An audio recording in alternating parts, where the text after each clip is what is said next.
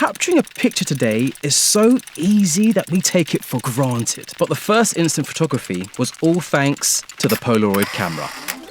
The earliest commercial camera was the daguerrotype, invented by Louis Daguerre in 1839. Around the time that the first steam trains were making tracks and a young Queen Victoria was on the throne. It was massive, heavy, and really, really slow. The first shutter speeds were around 20 minutes, and any movement during that time came out blurry in the photos. It was impossible to stay still for that long, so people leant on tables, and wriggling children were held still by mums hiding underneath blankets. Oh, and it was difficult to take a good photo of an animal unless it had been stuffed. Ouch.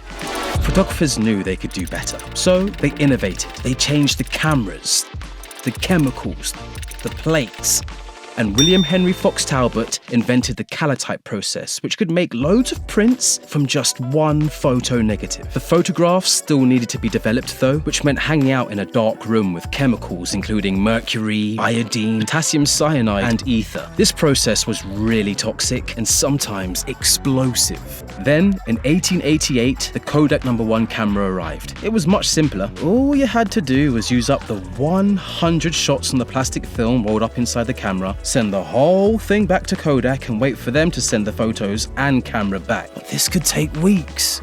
Over the next 50 years, they tried ways to speed it up. By the 1940s, cameras like the Kodak 35 and the Nikon 1 used a 35mm roll of film that you could load yourself, but you still had to develop the films and then print the pictures. Then, along came Mr. Edwin H. Land. Land was an American inventor and physicist who, in 1928, had figured out a new way to reduce light glare by using an electromagnetic field, microscopic crystals, and plastic celluloid film. If you've ever put on a pair of sunglasses to reduce the glare of the sun, you're using polarized lenses. In 1943, during the Second World War, Land was taking photos with his 3-year-old daughter. And of course, she wanted to see them straight away. So Land apparently went for a long walk to think about how he could make photography instant. He created a photographic film made of 3 layers, which combined to make a chemical reaction when light hit them. Instead of needing a whole special darkroom, the inside of the camera became a teeny tiny darkroom. Instead of waiting for weeks to develop a photo, it now took less than 60 seconds. Clever, huh? In 1948, not long after the Second World War had ended, and the year that the NHS was set up in the UK, the very first Polaroid instant camera, the Model 95, went on sale to the American public. The first 56 cameras, which cost around $90, that's about $1,200 today, sold out on the first day. Land had made the must-have product that everybody wanted to own. Well, everyone with $1,200 to spare, that is.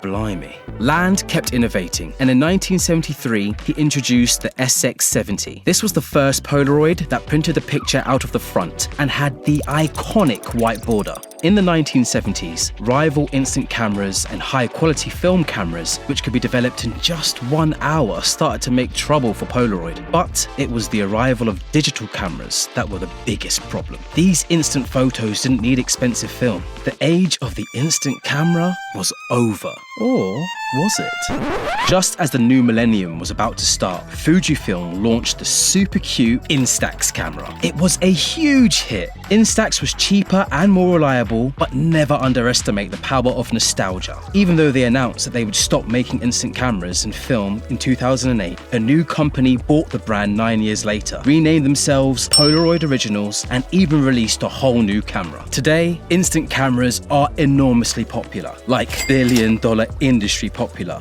In an age when you can photograph anything at any time, Polaroids let us capture a unique and physical moment in time. That this retro technology is everywhere, and the future of Polaroid shows no signs of fading.